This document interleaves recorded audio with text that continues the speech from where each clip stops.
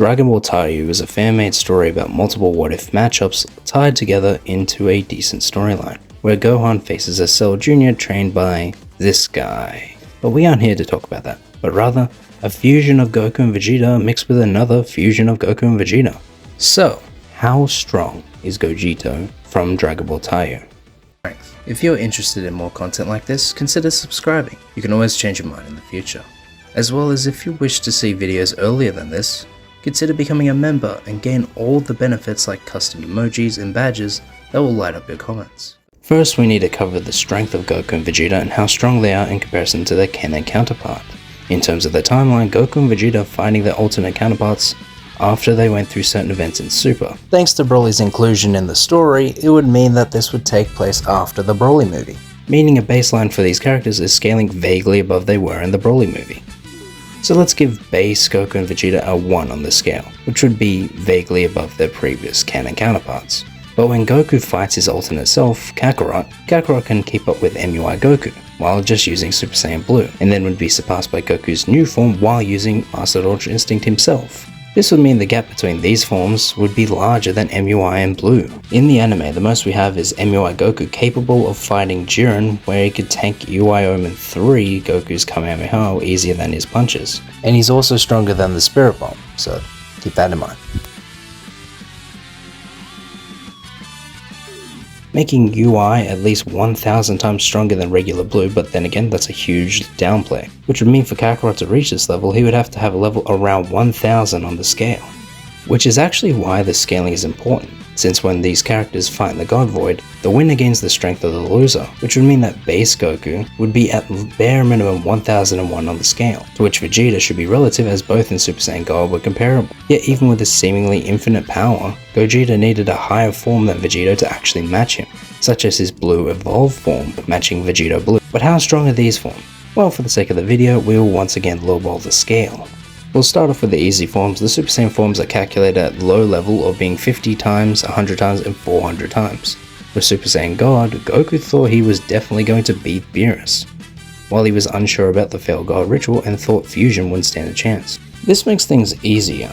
Base Vegeta scales above Gohan, whose power is far above Super Saiyan 3 Gotenks, whose base form should be comparable to Fat Buu, who previously Super Saiyan 3 could have beaten, but this would mean they're at least stronger than Super Saiyan 2 Goku. This would mean Super Saiyan 3 Gotenks is over 40,000 times base Goku, to which it upscales base Vegeta, who can at the very least go Super Saiyan, giving a low ball multiplier of 2 million times, upscaling Super Saiyan God by an unknown margin. Super Saiyan Blue would be 50 times this level, and Blue Evolve would be comparable to Kaioken times 20 Blue, which is an easy 20 times down. But what about Gogeta? Well, in terms of overall scaling, the Super Broly movie, his Super Saiyan did better than Blue, Goku, and Vegeta. The multiplier for fusion should be much greater in Super than Z, and since his Super Saiyan did do better than Blue, Goku, and Vegeta, it would imply that his base form would be at least above God level in strength. With Goku and Vegeta being comparable to each other now, both having a scale over 1000, Gogeta would be well above into 4 billion on the scale. But for his forms, his Super Saiyan Blue would reach 400 quadrillion. And again, this is a low ball. Now with this, Vegeta Blue would be above this since he scales to Blue Evolved Gogeta. He would be nearly 20 times stronger than this, reaching 8 quintillion.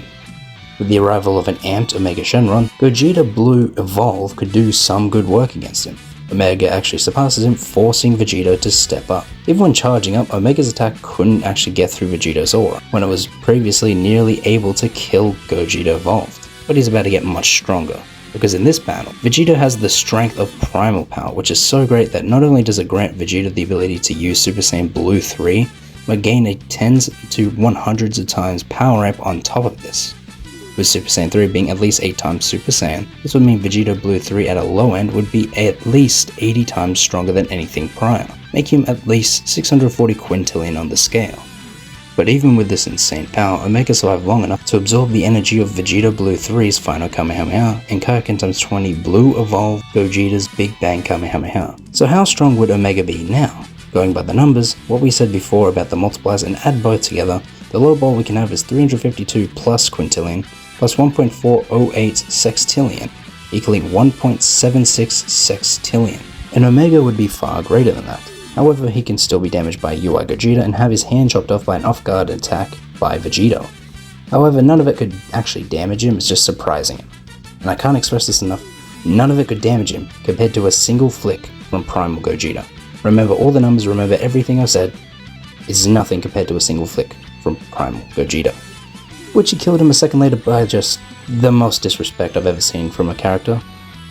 To reach this level is impossible for base Primal Gogeta unless Primal gained a crazy amp for the fusion. Let me explain. To calculate base Gogeta without Primal, we would have to put Vegito and Gogeta together with the Super Fusion amp. While we do have Gogeta's level, Vegito is still easy to calculate. We divide his level by the form's multipliers, finding base Vegito to being around over 80 billion. Putting them together and maximizing it by the Super Fusion being 2 million, or at least above 2 million for the Gohan fusion. This would mean base Gogeta without it would have to be 1.68 E17 on my calculator, which is 168 quadrillion.